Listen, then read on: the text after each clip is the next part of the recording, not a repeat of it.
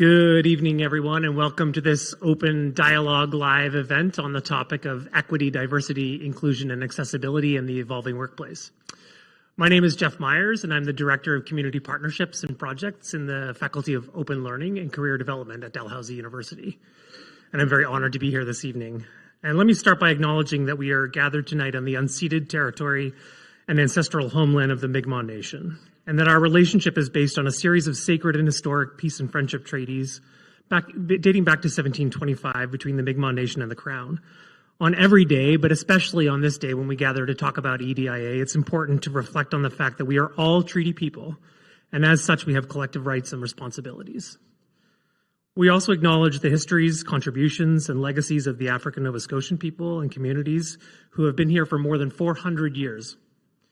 African Nova Scotians are a distinct people who descend from free and enslaved Black planters, Black loyalists, Black refugees, Maroons, and other Black people who inhabited the original 52 land-based Black communities in that part of Mi'kmaq known as Nova Scotia.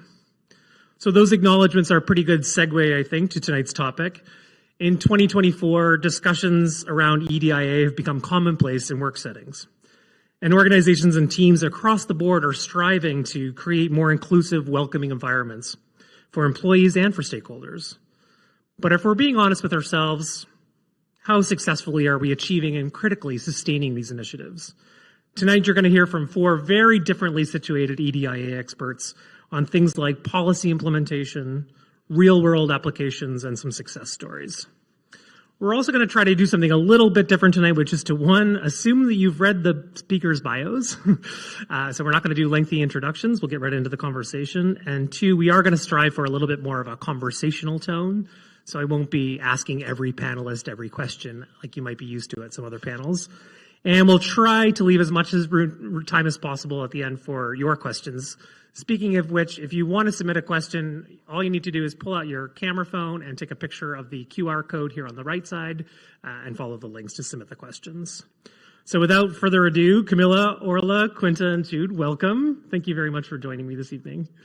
I'm going to get started with you, Camille, because among other amazing accomplishments, you designed and deliver a course here at Dalhousie on EDI in the workplace. And I know from talking with folks who've taken that course and with you that it's a really wide range of learners, from folks who are in giant organizations like banks to mom and pop shops to folks in really tiny organizations. So how do you approach a challenge like that, designing a course for such a wide range of people? It certainly was a challenge, and thank you for having me, and thank you to everyone here and all the people joining online. It was a huge challenge when Dalhousie approached me to build this course because I've been delivering this content for so long and trying to think about what to leave in, what to leave out. And so I focused on what is the key between all of these different challenges and topics. And so we had to come up with, one, a framework, and two, what is the course anchored in? And so the framework of the course is an inclusive communication, because while one could argue the institutional, the systemic frameworks, of course, we need to address, but people make up those institutions and those systems, right? And so people talk to each other, and the way that we communicate with each other informs a lot of the way that we build systems and uphold institutions. So we first made the framework around communication. Then the anchor for me had to be history. The reason that was so important for me is because in my work, particularly in Canada, the biggest form of resistance is, of course, uniquely Canadian, in where we say, we're so glad we live in Canada, where these things don't happen. That's a problem over there. And knowing what I know of all the years of research I have done on Canadian history and how we are different from everywhere else, it was very important for me to highlight and ground the content in facts about Canadian history to awaken us to a very harsh reality that we have not stood on a moral high ground when it comes to inequity. That, for example, we had slavery here in Canada. Black people were bought and sold here in Canada. We had segregation here in Canada. Canada is sort of was an equal opportunity discriminator against many different ethnic groups. And so while that is a challenge for us to face, because I'm sure there are many of you who were born and raised in Halifax, but had not heard of the Africville tragedy until maybe you went to university and did a course. I just went to, it's my first time in Halifax, by the way, and I've written and read so much about Africville, but my first time going to the museum and standing on that land firsthand was something else. And to understand that these things were not by accident, that these things have been intentional, is somewhat difficult for us as Canadians to swallow, because we have built our identity on this idea of us being better than, of us being the good guys. And we are great people, but we can do better when we face the reality of how we have come to this situation, this scenario where we need EDIA. Welcome to Halifax. Thank you. That was your first time here. Is there anything specific about the Canadian EDIA context, like compared to the other guys that you were referring to? Well, I think that any racialized person, just using that one intersection as an example, any racialized person you speak to in Canada is most likely to express that the discrimination or racism, et cetera, that they face is different in that it is maybe a little bit more insidious, in that it is not as brash or in your face as it is in other places, but it is as equally harmful. And because it is that insidious, it is actually a little bit more difficult to root out. Yeah, I hear that.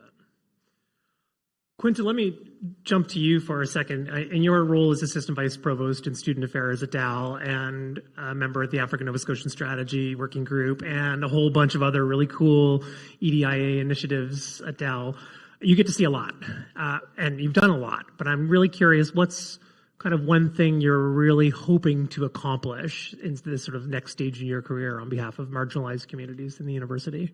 Great. Thanks for the question, Jeff. So what I heard you say are, what are two things that I'd like to see? I think the first thing is a mind shift. We know how difficult it is to change attitudes and perspectives, but we also know the impact and how transformational it can be when people make those types of shifts. I'll give a little bit of a context to why I've landed on this part A answer. George Floyd's murder. Institutions of higher education, governments, nonprofit, private sector in the US, Canada, and across the world finally said, we see you, we hear you, even though we've been trying to say these things for years, decades, centuries. But instead of a transformational mind shift, what we ended up doing is we changed our branding. We changed our product branding. We decided that we weren't going to use the word master bedroom when we were selling real estate. We decided to do some commercials with racialized people. Not transformational, not enough to make a mind shift. And so I call on our allies, our accomplices, our instigators to really think about where we can make the greatest impact. Because it's beyond the branding, it's beyond the superficial pieces that we saw in response. And what we're seeing now is that change has not sustained itself. So we're looking for transformational and sustainable change that we will only see with attitude shifts. The other bit of context that I'll share is I read a book this summer, you may or may not be familiar with it, titled Hood Feminism, Stories from the Women a Movement Forgot. And I would really do a disservice to the author by trying to capture in a really short amount of time the essence of the book. But essentially, it was about how there are groups of women who have been silenced in this movement, who have not been included in either policy decisions, and the impact of that. I mean, we think about the social determinants of health, we think about economic prosperity, we think about housing, food security, all of those kinds of things. If we're not in positions to make decisions, then we're excluded. And so one of the things that I'm hoping the work that I'm doing is creating spaces for people to have voice, to not be deliberately silenced, but where we are in fact having impact on policies, procedures, and things that are meaningful, that are not personality driven or driven by trauma or driven by in the moment, but again, sustaining and longstanding. Can I just ask you to follow up about the transformational mind shift? Like, easier said than done, right? That's a really, really big thing. How do we know that we've done that? How will we know when that's happened? Yeah, and I'm not sure that there's necessarily a measurement. I think that there probably are some outcomes that we can talk about. And so I think about some of the things that we've done at Dalhousie in terms of pathways programs. So recognizing that there has been underrepresentation in certain professions, medicine, healthcare, again, places where people make decisions, they have impact across a number of different communities. So I see it in those kinds of instances. There's lots of others as well, but again, I think if we can move beyond kind of surface level responses, then that's when we'll be able to mark the change. Nice. Jude, I'm sorry, Orla, for skipping over you, but you sat in a different order than my questions were listed. So, Jude, I want to ask you to comment from your perspective as the ombudsperson for NSCAD, and I think you're the first ombudsperson for NSCAD, if I'm not mistaken. So, just to tell us some of the success stories you're seeing at that institution and in other parts of your life from an EDIA perspective. Yeah, sure. So, one of the words that you said there, Jeff, the first. I think that's one of the biggest struggles that we have is here it is 2024 and we're still having the firsts. I'm the first Mi'kmaq ombuds to ever exist. And when we look across the country, I'm part of a small handful or possibly the only Indigenous ombudsperson across Canada. So we are still having these firsts. And when I came onto NSCAD to set up the office, I was brought on to set up this brand new office, and there's a set of guidelines that are used in ombuds offices across the country, but they really don't take into account EDI. So I did a little bit of a switch of a focus when I set my office up, and when I actually got my mandate written here, so I do want to read it word for word. But there was a couple pieces that we built into this mandate around independence. So I don't answer to anybody at the institution aside from the president, and that's just a chain of command sort of answering. So the entire university is under my purview, from students to the board of governors. So that independence thing was really important. This whole idea of informality, I really like to help people sort of solve and resolve their issues at the lowest level possible to help remove the bureaucracy from it. Accessibility is a key piece, and when I look at accessibility, unfortunately within our building, it's really difficult when it comes from physical accessibility because of the age of the building. However, when it comes to my office, there's an understanding that during regular hours, students can't necessarily come to see me, or faculty can't because they're teaching or they're in class. So I've sort of put it in my own mandate to make myself available 24/7 for anybody. So if somebody needs to meet at 2 o'clock in the morning, I'll make myself available to that if that's what works for them. Because it's all about students, and it's all about who's coming to visit me. It's not about me in my office. A commitment to fair processes around removing systemic barriers. Impartiality is a little bit of a struggle when it comes to an ombuds office. For me personally, confidentiality, empowerment is extremely important. So I'm in that process of empowering folks to sort of solve their own issues and concerns within that office, and as well as continuous improvement. So when I set up my office, there was a little bit of a different lens that hasn't been used at other ombuds offices across the country. So the mandate itself is twofold. First, our office provides independent, impartial, and confidential processes through which members of the university community can pursue just, fair, and equitable resolution of any university-related concerns. So that's language you're not going to find in other ombuds offices. As well as making recommendations for changes in university policies, procedures to promote discussions on institution-wide concerns and help create inclusive, diverse, equitable, and accessible learning environments at NSCAD University. So when I set my office up, it was done under 100% premise of EDI as opposed to this idea of neutrality, which is the key word for ombuds offices across the country and across the globe. I have a problem with that word. I have a massive problem with the word neutrality because it's a myth that serves oppressive forces in our society itself. So when we think about neutrality, I think of neutrality as white supremacist, plain and simple. Because when we think about white supremacy, it's broader than what we typically think about the KKK, the white capes and the hoods. It's about structural privileges that are maintaining systems of wealth, power, and privilege within our societies. And white supremacy itself is also around colonialism. It's in our justice system. It's in our laws, our education systems. It's the whole system itself. So I try to move away from this idea of neutrality because when I also think about that, I think about neutrality from a capitalist point of view as well. And when we think about our systems, they're built to elevate some and oppress others, right? Especially when we think about the birth and the growth of intergenerational wealth. Who was afforded the opportunities in the first place? Camille, you talked about Africville. I always think back to the Halifax explosion. And we look at some of the monuments around here, and it talks about hearing the sound of 1,000 hammers and 1,000 saws in an orchestra. And I always ask the question, whose houses were fixed in the first place? Who was afforded the economic opportunity to rebuild those houses, right? So there's a massive difference there. And when we talk about the judicial system, you mentioned George Floyd, and we're living in a Canadian society where in the last 2.5 weeks we've had 7 Indigenous people killed at the hands of police on wellness checks. This has got to stop, right?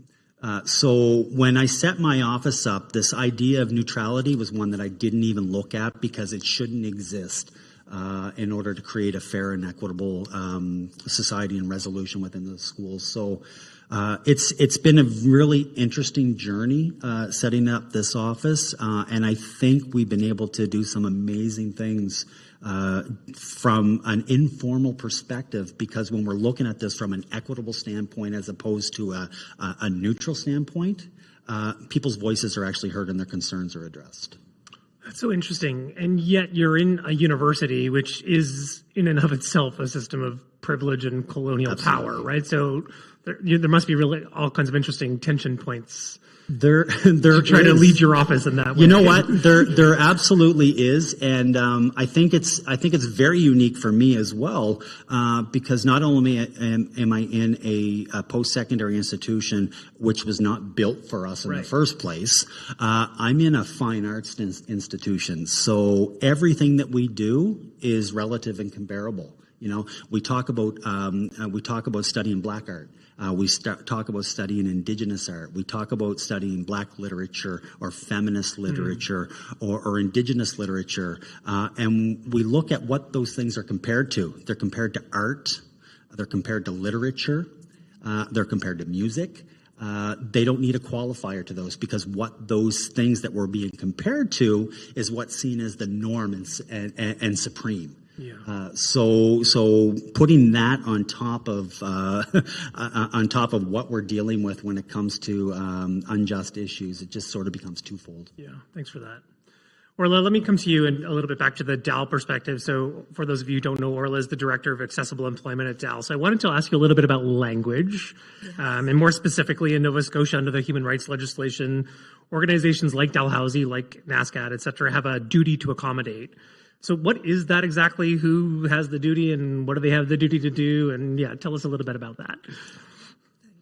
So to give it some context in the legal framework, human rights and that duty to accommodate, it's quasi-constitutional, which means it's the highest law next to the Constitution. So it trumps employment, labor law, all of those types of, and I'm going to talk mostly about employment law because it's the one that tends to do the distance with human rights commissions.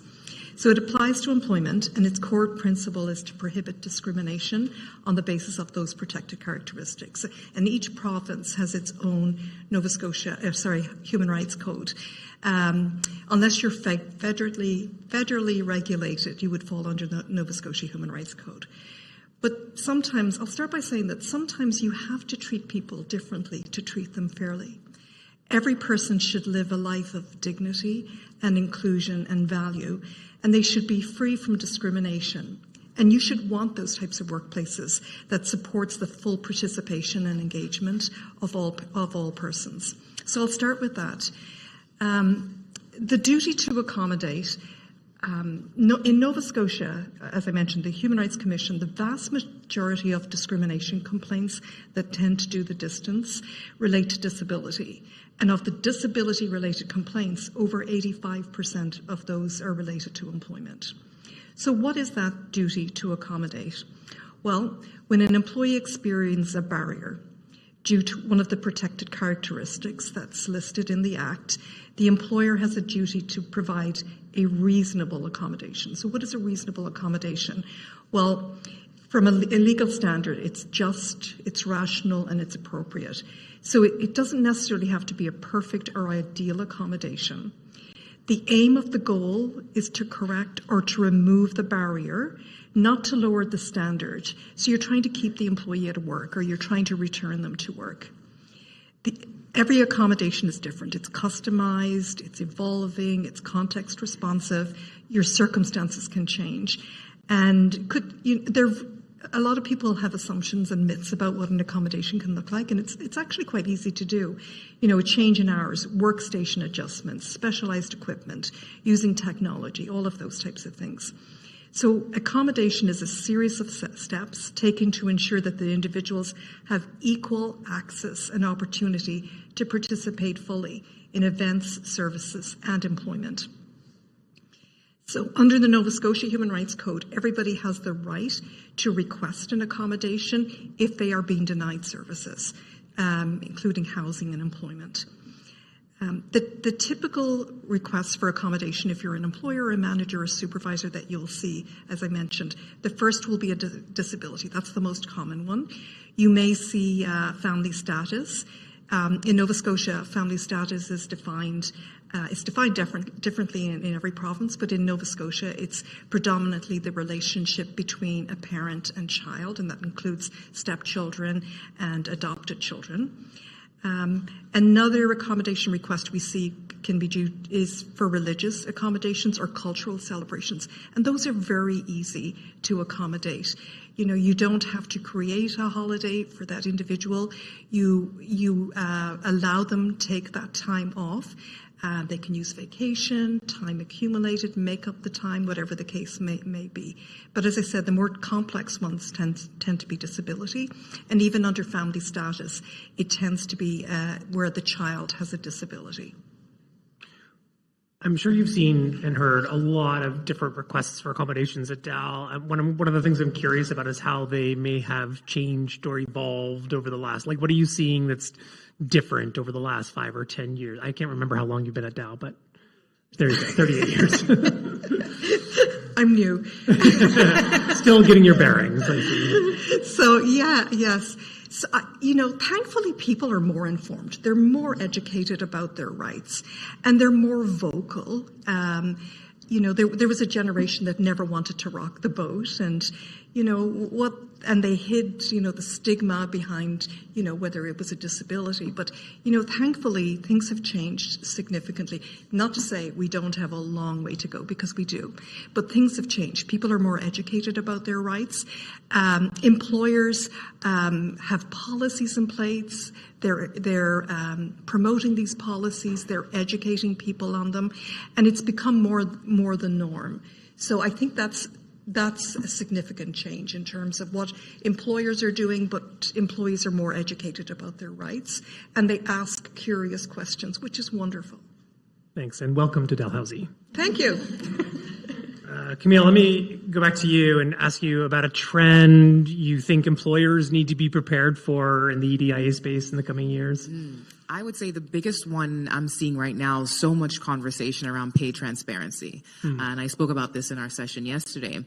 And pay transparency doesn't only include attaching the salary range to your job posting, but it goes as far as within your organization, internally posting what everybody makes. So everybody knows what everybody else makes. And the reason why this is so difficult for, I would say, probably 98% of us us in this room, it is the antithesis of what we have been raised to think about money and earning. And it's quite, actually it was quite a challenge even for me to start wrapping my head around the idea that you get what you deserve in the workplace, because I grew up on that. And I realized that, wait a minute, equal pay transparency doesn't actually work if we believe that just because someone told me, hey, you know what, this hiring manager will actually give you 10,000 more if you ask them. If I have that advantage, then I will know to do that. But secondly, if I also come from a culture or from a family where, and which I did, you don't ask for more. You are grateful for what you get, and you are just happy to be here. That's the ethos I grew up with, and so I never negotiated my salary until I was very, very mature into my career, and so I had to start getting warm to the idea that, wait a minute. No, if I am doing the same work as somebody else, we should have the same salary. And so while it is daunting, the idea to remove this veil, studies are showing us that companies who are doing this are seeing higher rates of engagement and belonging, et cetera, and productivity. It also goes a step further. When we talk about transparency, it's also about in the hiring process. So we're seeing more and more recruiters and employers giving questions to interviews in advance and giving a lot of what we would have considered in the past insider tips on how the culture of the company impacts how they get hired or not. So they will say things like whether the organization has a casual dress code or a formal dress code. And this now avoids people who either, like I was raised, dress for the job you want, not the one that you have, and you come extremely overdressed to a job interview, and it's a little bit embarrassing when everyone is in a jeans and t-shirt.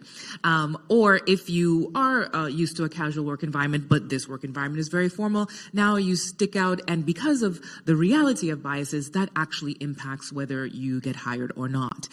So just in general, more transparency in hiring, in pay, in recruiting, around all of that. Yeah, you made a pretty passionate argument for that yesterday. Mm-hmm. Can you tell me a little bit more about why you see it as an equity issue, pay transparency specifically? I mean, I think you hinted at it in that answer, but I want to draw it out even further. It absolutely is, just simply because it's not fair. And we've kind of bought into this idea that it is fair, that if you have the skills to negotiate 10,000 more, that you deserve that. And so I know all of you are not going to walk away convinced of that tonight, but because I wasn't convinced of it right away either. But I really want you to wish-wash that back and forth in your mind as you go home. Is that truly fair? And think about all of myself included, the times that I've had an upper hand. When I've known someone on the hiring panel, when I've known someone who works at the organization who said to me, do this and do that. And now I think, okay, great, I got the job. But now looking back, I think about, what about the other people who may have been just as qualified as me and didn't have that upper hand? Is that fair? I know some of us will say, well, that's reality. That's how the real world works. But is it equitable? And I don't think any of us can come to an answer other than no. Thanks for that. I'm going to skip over to you, Jude, for a second and just talk a little bit about ask you a little bit how EDIA is reshaping the labor market on some level. Sure. We were talking about that a little bit earlier today. Yeah, it's actually quite interesting. So before I started this position with NASCAD, I spent a number of years with the apprenticeship agency. So working within the skilled trades. It's quite interesting because one of the things that I heard from industry a lot was we can't find people to work. We can't find people to hire. We've been hearing this for a number of years, going right back to the One Nova Scotia report, talking about how we have a shrinking demographic here in Nova Scotia. I argue we don't. I think we have a shifting demographic in the workforce. African Nova Scotian youth and Mi'kmaq youth are the youngest and fastest growing demographic in this province, and we want to work. Right? Our communities want to work. So when you take a look at the peninsula, just recently there were 32 cranes in the air just on the peninsula, and we have industry saying we can't find anybody to work. So I started pushing back on industry a little bit. When you say you can't find anybody to work, what you're really saying is you can't find anybody who looks like you to work, plain and simple, because we're there and we want to work. What's happening is the workforce or the demographic is shifting, but hiring managers and HR departments aren't shifting with it, right?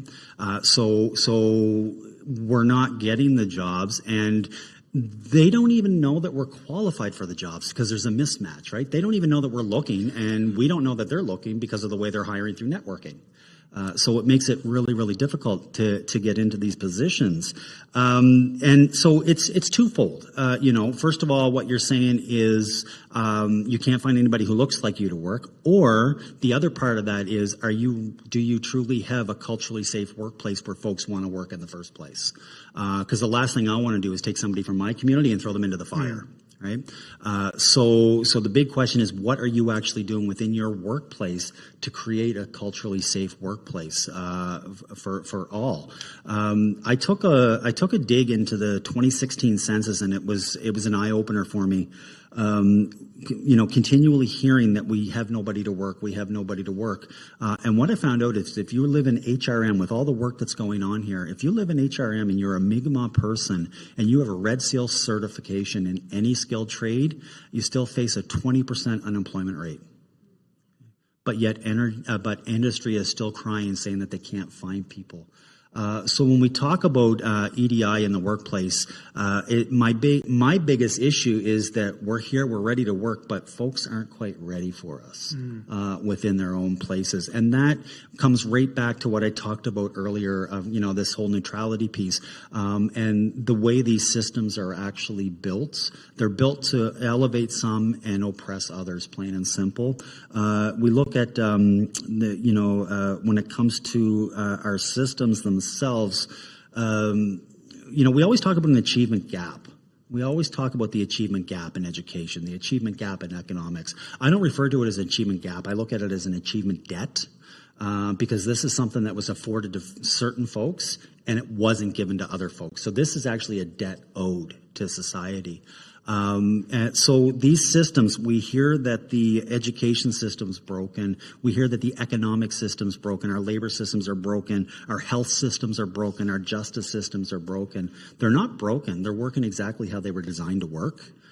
They were built to elevate some and oppress others. So we have to really get in and start doing that groundwork to break down these barriers so that we can get those jobs that are out there and waiting for us. That's a really good segue to a question I want to ask you, Quenta, which is that I don't know what you, but personally, I find EDIA work exciting and joyful at times, and at other times frustrating and difficult and unclear, and a whole bunch of adjectives written down here, but I think you get the point. How do you find the joy? How do you stay grounded when you're doing the work at Dow? Yeah, so yes, and all of that, very much so. And I might actually contradict myself a little bit in terms of my response, because I think there's a couple of ways to approach it. There's the internal, like there's the self-regulation, the self-management, because there are times when I want to match energy.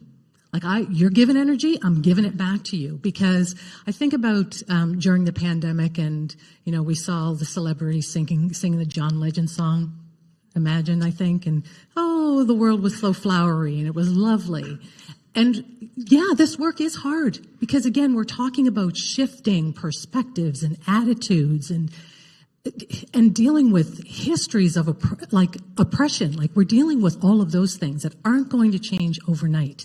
And so it's not always easy. It's not always come to a potluck. Sometimes they are very, very difficult conversations that you have to have, and it's not always going to be flowery. So sometimes I'm going to match your energy, but sometimes I won't.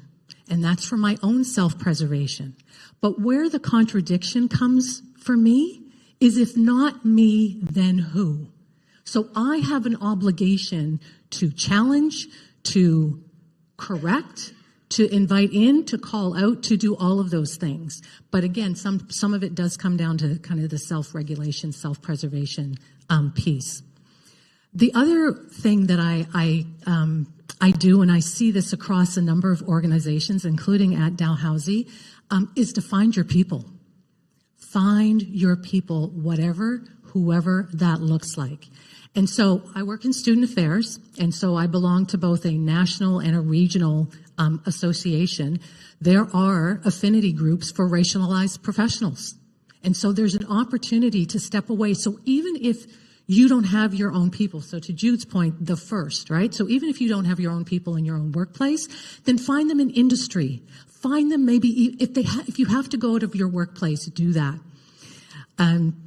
So I think that those are some of the things to think about. So both internal and external. And I'll just share this because this was kind of a fun exercise. So you'd mentioned that I co-chair the African Nova Scotian strategy at Dalhousie, and so every couple of years we have an opportunity to do a full day retreat with our senior leadership. So presidents, provosts, deans, etc. And so as part of our introduction, because we've had a lot of turnover in our senior leadership team, so as part of our introduction in terms of understanding African Nova Scotians as a distinct people, we did some history lessons, we did some contemporary lessons, and some of you may be familiar with this TikTok trend where it's an identity, and it's like, for example, I'm a soccer mom. Of course I have a minivan, okay? So we did something around our own culture, and it was so much fun. Like, I'm African Nova Scotian. Of course I'm an unofficial auntie to all the black students at Dalhousie. It was so much fun, and we did that because of our shared culture and because we were able to find our people. So self-regulation in terms of figuring out what are the fights that you want to take on. But again, the caveat, if not me, then who? And find your people. I feel so lucky that I get to work with these people at Dalhousie. Okay, Orla, back to you. Let's talk about the abbreviation EDIA. There are many forms of it. You've got EDI, you've got DEI, you've got IDEA, you've got JEDI. I think a few others were used here this evening. Sometimes the A is there, and sometimes the A is not. Dal recently updated its official approach and specifically included the A. So can you tell me a little bit behind the decision? Yes. So Dalhousie did go through a brand exercise, and I was actually on the committee for the brand exercise, and EDI was coming up all the time. But because we have new legislation in Nova Scotia, the Accessibility Act, it's Bill 59, I felt that the A was important to include. And for those of you who are unfamiliar with the Accessibility Act, it exists in Ontario and it exists in Manitoba, and so Nova Scotia is the third province to introduce the Accessibility Act. It has 6 standards, and I'll tell you just a little bit about it because I think it's important. So it applies to public and private sectors. It falls under the Department of Justice, which is wonderful because it's that recognition of social justice and also driving home the point of how serious the province is taking this. The Act was passed in 2017, and its goal is for Nova Scotia to be completely accessible by the year 2030. There's been some amendments to that, like the built environment is only applying to new constructions and redevelopment now because, as you were saying, that we have a lot of old buildings, particularly in institutions that have been around for a long time. Excuse me. Disability includes physical, mental, intellectual, learning, or sensory impairment, and the penalties are up to $250,000 per incident. And as I said, the goal is to achieve an accessible Nova Scotia by 2030. But why is it important? And these are some of the stats that came when the Act was being introduced. 1 in 5 Nova Scotians age 15 and older identifies as having a disability, and that's by far the largest percentage in Canada. Just move on here. People with disabilities in Nova Scotia, you had mentioned, are unemployed and underemployed. There are 30,000 Nova Scotians, and this was statistics from 2017, between the ages of 24 and 64 with disabilities who have the potential to work in an inclusive labour market, and they're not currently working. Nova Scotians with disabilities are also likely to have lower incomes and live in poverty. These are the sad statistics about this. And then intersectionality, very often you will have that intersectionality where you have multiple characteristics under the Human Rights Code, but you are more likely to not only a person. There's a systemic discrimination. I'll give you an example. Education is a perfect example where those systemic barriers have already existed that deny people opportunities. And because of that, some people, and a lot of people suffer disabilities as a result. You can imagine the injustice and how it affects you and your sense of self and who you are on a day-to-day basis. So that there's that intersectionality piece as well. So that's why it's really important to add the A to EDIA, to recognize its special legislation and to recognize, particularly in the employment context, because accommodations, whether it's disability or any of the other prohibited characteristics, they're very simple to make. They're not expensive. There's myths around that, people, and there's more stigma around the barrier I'm trying to think of, attitudinal barriers than anything else. But accommodations are not that expensive. It can be a change in hours. It can be, as I mentioned earlier, technology. Technology is playing a huge part in accommodations now. So that's why the A was added to EDIA. 30,000 people. I mean, that would put a dent in our labor problem. Yeah. Yes. Talk about exactly. costs, right? Listen, I have pages more questions, but not pages worth of time. So we're going to go to the audience questions, and reminder, you can use the QR code here to submit a question. But I'm going to ask one last question because there are a number of members in the audience here who are part of an EDIA committee in the faculty that I'm also on. So I'm asking this on behalf of our EDIA committee. There are EDIA committees sort of popping up in workplaces all the time, and sometimes we struggle at the lowly committee level to make meaningful change. So it's a question to whoever wants to answer it. What advice do you have for the EDIA committees of the world? It's okay. It's not much. I can't say that this is advice, but one of the things that I hear over and over again with these committees is that the people that are joining the committees, it's one of two things that happen. It's either people who are already in the know and are already doing the work, or it's the new employee that gets pushed into it. It's usually one of the two. And I always say, please push away because there's opportunities for mentoring to learn. However, when we all gather on these committees, we always hear, we're preaching to the choir. Choirs have to practice singing, though. Right? So the more opportunity we have to gather on these committees, the better it is, because you're surrounding yourself with like-minded folks who are coming at all of these pieces from very diverse lenses and experiences, and you're able to build off each other's strengths and knowledge. When you were talking about the unemployment rate, the last time I looked at the numbers, the national average for persons with disabilities in the unemployment rate was almost 75%. So we are talking a massive piece of our workforce that could benefit from very simple accommodations and be part of the workforce. So it's when we get together and we learn from each other, we can start to break down those barriers and create wonderful places. I'm now thinking about an EDIA committee choir, but I'll let that thought go. Anybody else would like to? Yeah, I wouldn't mind jumping in. I think you need to be comfortable with the discomfort. And also that you're not going to have the answers either at the start or when the committee concludes. There is a certain level, as you talked about, there's difficulty in this work. There's joy, absolutely, when you see progress, but there is some difficulty and some uncomfortable conversations and decisions that you need to make. And so I think, just kind of grounding, again, going back to that grounding question, I think that might serve your committee well.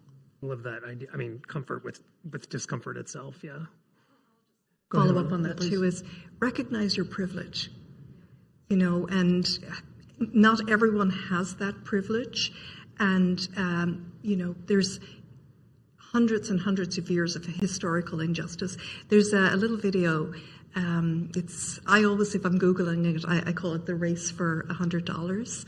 And it's in a high school in the States where there's a race, and if you win this race, the coach says if you win this race, you win $100.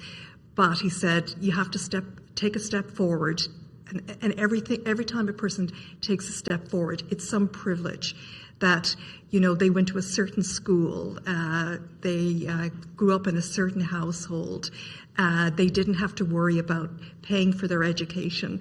So obviously at the end of it, you could see the difference between the privileged children and those who weren't.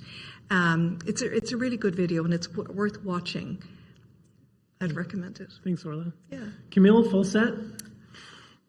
In short, start small. Do not have big expectations. Use data and have measurable goals. Very, very good advice. I'm going to go to some of the questions. I haven't read these, so you'll be learning about them in the same time that I am. So the first question is, many organizations aim to be inclusive but struggle with sustaining it over time. So what are some key strategies that companies can implement to ensure that inclusivity is not just a short-term initiative, but is embedded in their organizational culture? Camille, maybe I'll put that to you because I feel like you talked about this topic a little bit yesterday. Yeah, I did a little bit. And of course, we're here at Dal, and I'm a proponent of education. But the reason that education is such a key to sustainability is because it must be continuous, and there must be continuous access to learning opportunities. And what it does for an organization is it gives all of us a shared reference point. And so if we have had an education experience together, the next time some type of awkward situation occurs, we can refer to that educational experience. We can say, hey, remember when we did that amazing DAL course and we talked about X, Y, and Z? I think this is one of those times. How can we approach this?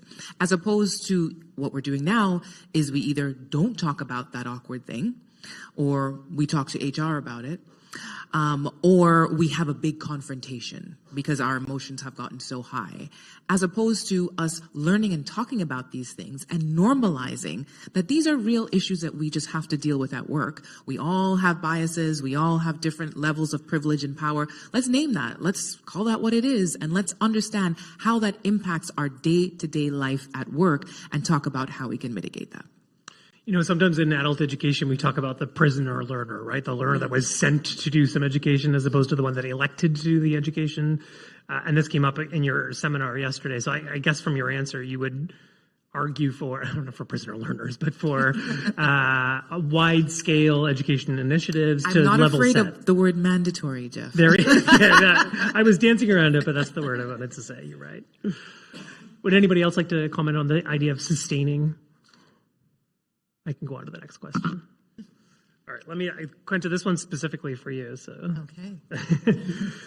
I appreciated Quenta's comment about branding. Sometimes I fear that EDIA also boils down to branding, and that some evade responsibility by mastering the language without mastering the practice. So I wonder what we should do when people with wealth, power, and privilege use EDIA language without meaningfully engaging in it and practicing it. How do we hold them accountable? Can we? That's a lot of questions. It's a dissertation. It is. Yeah. So I think the short answer is yes, we can absolutely hold people accountable. And then it kind of just goes back to what I talked about initially about, you know, whether you're an ally, an accomplice, an agitator, however you kind of see yourself, it's our collective responsibility. And again, it doesn't always have to be, like I talked about matching energy, because I'm pretty laid back, but I can lean forward in a hot minute if I'm required to. But again, just kind of adjusting and figuring out who your audience is and what the best way is to approach. But we do all have that collective obligation. Like because if we're all silent, so I go back to your point about neutrality. So inaction is a form of action. And so we have, in fact, taken a position. The other piece, I think, is going to take a longer amount of time in terms of can we can we affect change? And I appreciate the question around the branding. And I think it goes back a little bit to the question that was asked earlier about where and how we're embedding things. And so trying to embed the work across all of our units and not just have it sit in human resources or accessible employment or in our student accessibility centers, but is it embedded in all of our policies? Do we all have that expectation that this is our obligation? So it's not an afterthought. It's baked in into the mindset. Absolutely. Yeah. Go ahead. That if you find yourself working with a leader or a colleague who talks a very good talk, but you're not seeing the results, something very simple, a question that I like to pose to them in those discussions is, what does that mean? What does that really mean for us? And hopefully you have done the work of having your statistics, of doing your surveys, and you know what your demographics look like. You can say something like, I'd like to go back to the most affected group at this organization. How does that help the most underprivileged at our organization? And when you start to ask them very pointed, very direct questions based on the data that you have already collected, it immediately holds that person accountable, because they have to now answer how all the flowery words they just used, how does that actually impact the people you're trying to help? Yeah, that's a pretty powerful question. And there we go. And I just wanted to add on one thing with one of the words that you used there when you talked about underprivileged. We've got this thing in society where we always talk about the underprivileged, we talk about the underserved, we talk about the underrepresented without even recognizing that those are relative words and terms. By definition, if we have underprivileged, we have to have overprivileged. If we have underserved, we have to have overserved. If we've got underrepresented, we have to have overrepresented. Don't blame me for that. That's your grade 3 grammar teacher. But that's where it comes from, plain and simple. And we don't talk about that, right? It's a conversation that we have to have. I agree. I'm going to sneak. Sure, but just if you'll let me repeat it into the microphone so everybody at home can hear it.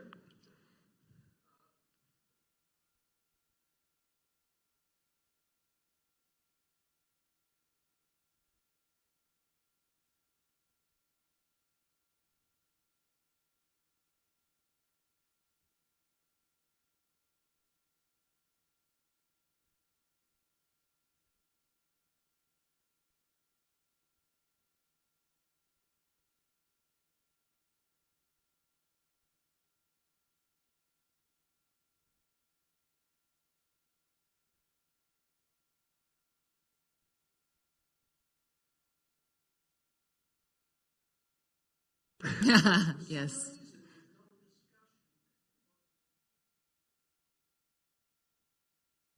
Mm-hmm.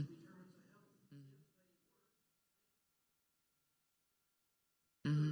Mm-hmm.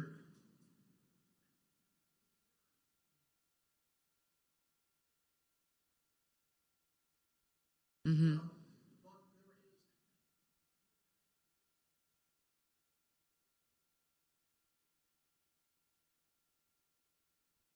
Mm-hmm.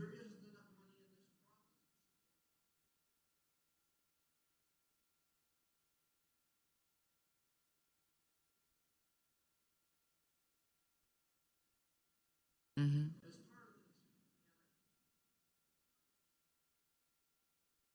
Mm-hmm. Yes.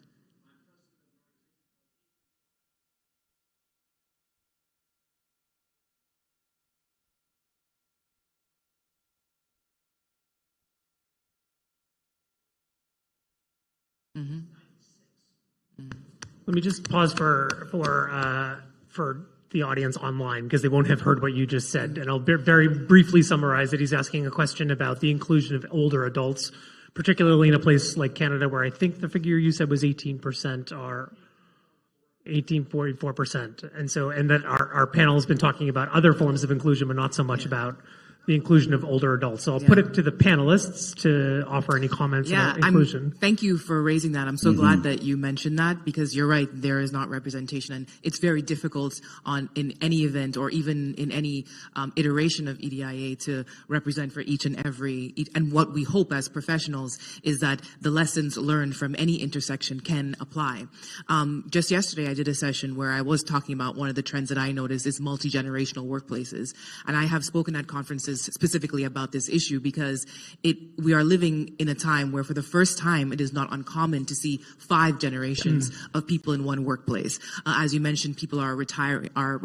The retiring is even a thing anymore at the age where we think it is, and older employees are being routinely discriminated against based on assumptions that people make, either about their abilities, their ability to keep up with technology, or their desire to work. And so, and of course, technology has impacted that, and the fact that retention of information is really king in the workplace now, and how. Sorry, not retention, but access rather, as opposed to retention. As I'm sure you would agree, in the past, your ability to know things was key to your success, but now your ability to find something out is the key to your success. And so that creates a lot of conflict. So absolutely, I would encourage any EDI professional who is here today or anyone in the workplace to really take a look at what strategies we are using in the workplace, like reverse mentoring, that ensures that if you have older employees in your workplace, that they do not feel like you are just waiting for them to retire. That's from what I've been hearing how a lot of people feel, and it's not just a respect thing. It has actual impacts on the productivity of any business when they dismiss the experience and knowledge of older people in the workplace. So thank you so much for bringing that perspective here. It's important. Jude, I think you want to. Yeah, I do. Thank you very much. And I will say one area that I think does that quite well is the skilled trades. When we look at a mentoring and apprenticeship training, it's that knowledge, it's intergenerational knowledge that's being passed down. If we don't grasp it and use it and utilize it, that is knowledge that is lost, plain and simple. So I'm actually really glad that you raised that, and I appreciate it. Thank you very much. Thank you. Everyone said an hour is going to fly by, and I said no, it won't, and it did. The hour has flown by, and I think that was probably an excellent question to end the conversation on. So I want to give a warm welcome, a warm round of applause to our panelists, Camille Dundas, Orlando Tevet, Quenta Adams, and Jude Gerard.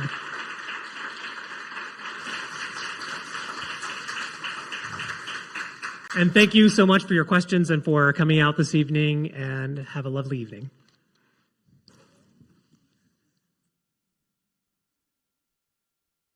I know.